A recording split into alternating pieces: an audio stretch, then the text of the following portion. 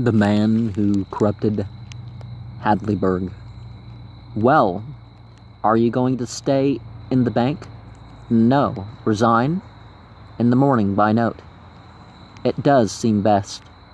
Richards bowed his head in his hands and muttered, Before I was not afraid to let oceans of people's money pour through my hands. But Mary, I am so tired, so tired. We will go to bed. At 9 in the morning, the stranger called for the sack and took it to the hotel in a cab. At 10, Harkness had a talk with him privately. The stranger asked for and got 5 checks on a Metropolitan Bank drawn to the bearer, 4 for $1,500 each, and 1 for $34,000.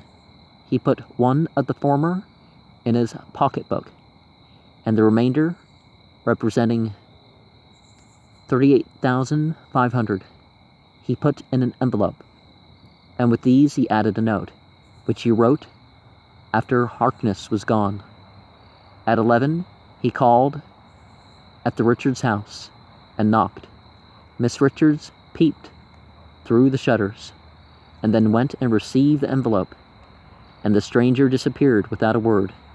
She came back, flushed and a little unsteady on her legs, and gasped out, I am sure I recognized him. Last night it seemed to me that maybe I had seen him somewhere before.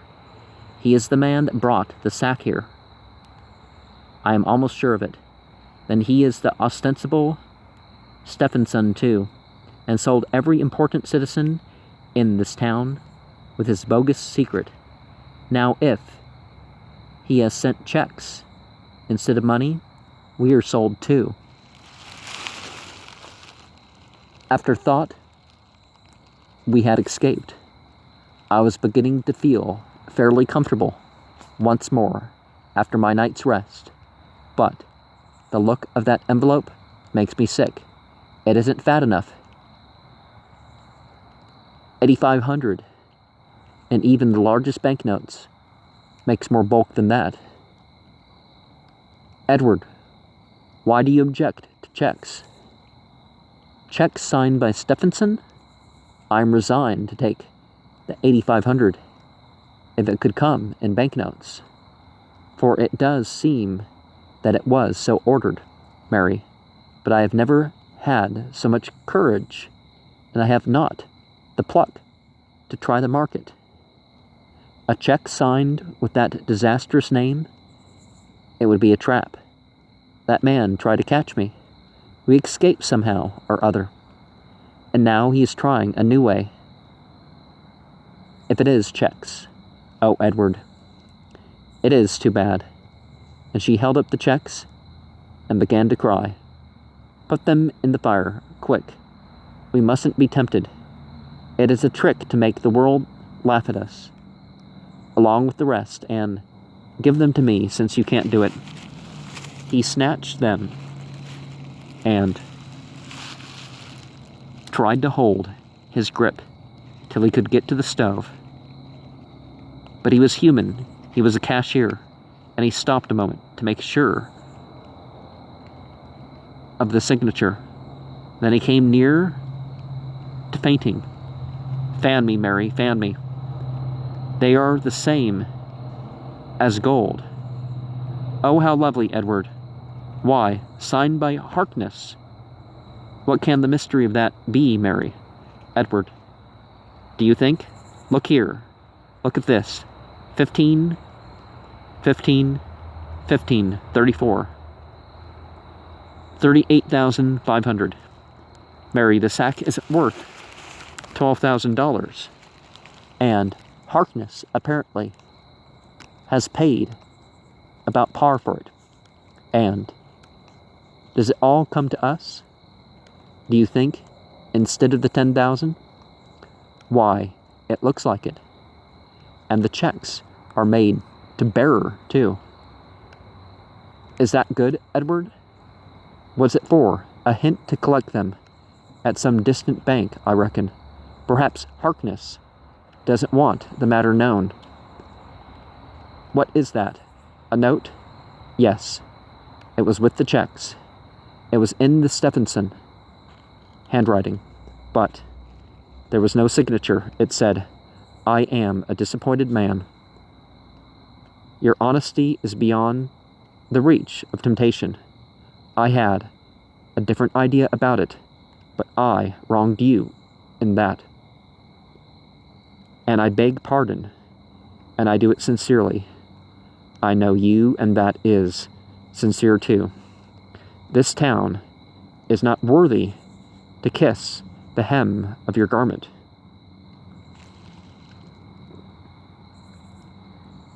Dear sir, I made a square bet with myself that there were 19 debauchable men in your self-righteous community. I've lost. Take the whole pot. You are entitled to it." Richards drew a deep sigh and said, "It seems written with fire. It burned so. Mary, I am miserable again. I too. Ah dear, I wish. To think, Mary, he believes in me. Oh, don't, Edward. I can't bear it. If those beautiful words were deserved, Mary, and God knows, I believed I deserved them once. I think I could give the $40,000 for them, and I would put that paper away as representing more than gold and jewels, and keep it always. But now we could not live in the shadow of its accusing presence, Mary." He put it in the fire. That sounds like a pretty stupid thing to do, because morally it doesn't matter either way, right? A messenger arrived and delivered an envelope. Richards took it from a note and read it. It was from Burgess. "You saved me in a difficult time. I saved you last night. It was at cost of a lie, and I had made the sacrifice freely and out of a grateful heart. None in this village knows so well as I know how brave and good and noble you are.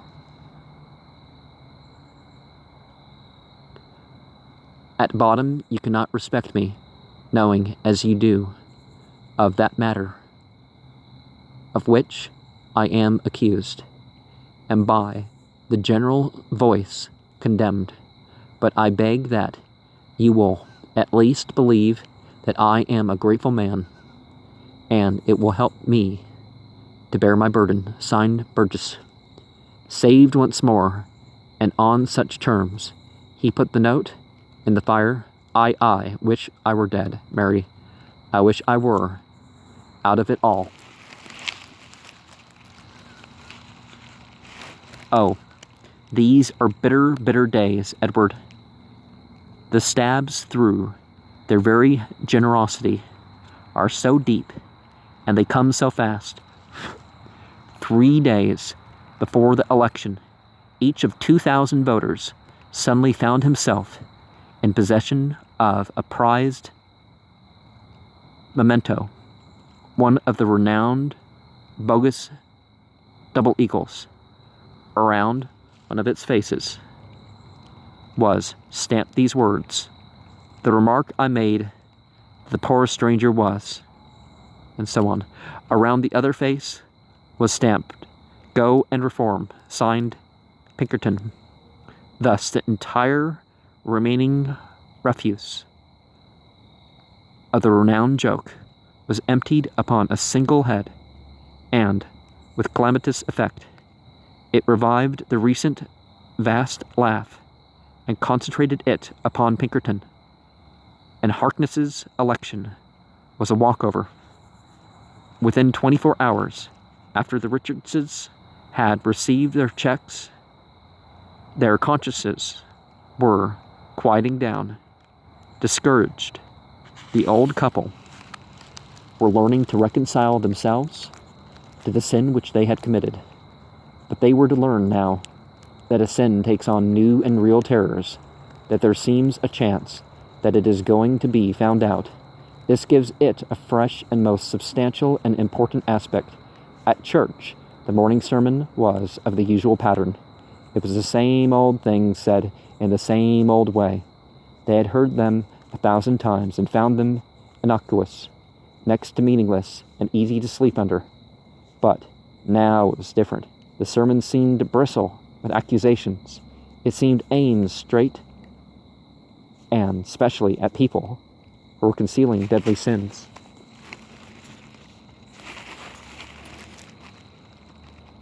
Well, sometimes it takes a while for things to have their effect. That's why some things are repeated over and over and over again, and maybe it wouldn't have been needed at other times like this. Well, I mean, this is fiction, but yeah. After church, they got away from the mob of congratulators as soon as they could and hurried homeward, chilled to the bone, as they did not know what, vague, shadowy, indefinite fears, and by chance, they caught a glimpse of Mr. Burgess. As he turned the corner, he paid no attention to their nod of recognition. He hadn't seen it, but they did not know that. What could his conduct mean? It might mean, oh, a dozen dreadful things. Was it possible that he knew that Richardson's could have cleared him of guilt in that bygone time, and had been silently waiting for a chance to even up accounts? At home in their distress, they got to imagining that their servant might have been in the next room listening when Richards revealed the secret to his wife, that he knew of Burgess's innocence. Next, Richards began to imagine that he had heard the swish of a gown in there that time. Next, he was sure that he had heard it. They would call Sarah in on a pretext and watch her face if she had been betraying them to Mr. Burgess. It would show in her manner. They asked her some questions which were so random, so incoherent, and seemingly purposeless, that the girl felt sure that the old people's minds had been affected by their sudden good fortune. The sharp and watchful gaze which they bent upon her frightened her, and that completed the business. She blushed, she became nervous and confused, and to the old people these were plain signs of guilt of some fearful sort or other. Without doubt she was a spy and a traitor. When they were alone again, they began to piece many unrelated things together and to get horrible results out of the combination. When things had got about to the worst, Richards was delivered of a sudden gasp, and his wife asked, "Oh, what is it? What is it?" "The note. Burgess's note."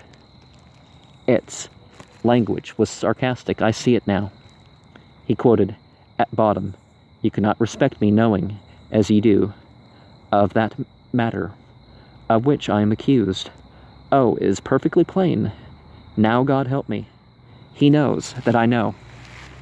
You see that the ingenuity of the phrasing. It was in a trap, and like a fool, I walked into it, and Mary. Oh, it's dreadful. I know what you are going to say. He didn't return your transcript of the pretended text remark. No, kept it to destroy us with. Mary, he has exposed us to some already. I know it. I know it well. I saw it in a dozen faces after church. Ah, he wouldn't answer or nod of recognition. He knew what he had been doing. In the night, the doctor was called.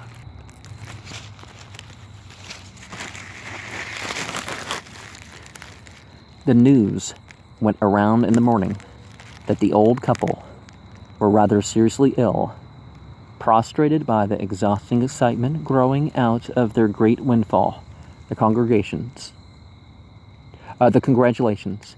and the late hours. The doctor said, The town was sincerely distressed, for these old people were about all it had left to be proud of now. 2 days later, the news was worse. The old couple were delirious and were doing strange things. By witness of the nurses, Richards had exhibited checks for $8,500. No, for an amazing sum, $38,500. What could be the explanation of this gigantic piece of luck? The following day, the nurses had more news and wonderful. They had concluded to hide the checks, lest harm come to them. But when they searched, they were gone from under the patient's pillow, vanished away. The patient said, "Let the pillow alone. What do you want?" "We thought it best that the checks, you will never see them again. They were destroyed. They came from Satan. I saw the hell brand on them, and I knew they were sent to betray me, to sin." Then he fell to gabbling strange and dreadful things, which were not clearly understandable, and which the doctor admonished them to keep to themselves. Richards was right. The checks were never seen again. A nurse must have talked in her sleep, for within 2 days, the forbidden gabbings were the property of the town, and they were of a surprising sort. They seemed to indicate that Richards had been a claimant for the sack himself, and that Burgess had concealed that fact and then maliciously betrayed it. Burgess was taxed with this and stoutly denied it. And he said it was not fair to attach weight to the chatter of a sick old man who was out of his mind. Still, suspicion was in the air, and there was much talk. After a day or two, it was reported that Mrs. Richards' delirious deliveries were getting to be duplicates of her husband's. Suspicion flamed up into the conviction now, and now the town's pride in the purity of its one undiscredited, important citizen began to dim down and flicker toward extinction. 6 days passed, then came more news. The old couple were dying. Richard's mind cleared in his latest hour, and he sent for Burgess. Burgess said, "Let the room be cleared. I think he wishes to say something in privacy." "No," said Richards. "I want witnesses. I want you all to hear my confession, so that I may die a man, and not a dog. I was clean artificially like the rest, and like the rest I fell when temptation came. I signed a lie and claimed the miserable sack. Mr. Burgess remembered that I had done him a service, and in gratitude and ignorance he suppressed my claim and saved me. You know, the thing that was charged against Burgess years ago, my testimony, and mine alone, could have cleared him, and I was a coward, and left him to suffer disgrace. No, no, Mr. Richards, you, my servant, betrayed my secret to him. No one has betrayed anything to me." And then he did a natural and justifiable thing. He repented of the saving kindness which he had done me, and he exposed me as I deserved. Never, I make an oath, out of my heart I forgive him. Burgess' impassioned protestations fell upon deaf ears. The dying man passed away without knowing that once more he had done poor Burgess a wrong. The old wife died that night. The last of the sacred 19 had fallen prey to the fiendish sack. The town was stripped of the last rag of its ancient glory. The mourning was not showy, but it was deep.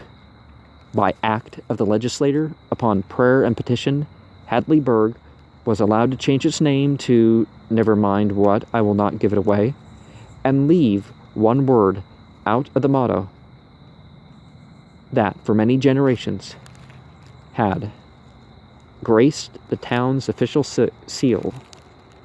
It is an honest town, once more, and the man will have to rise early that catches it napping again.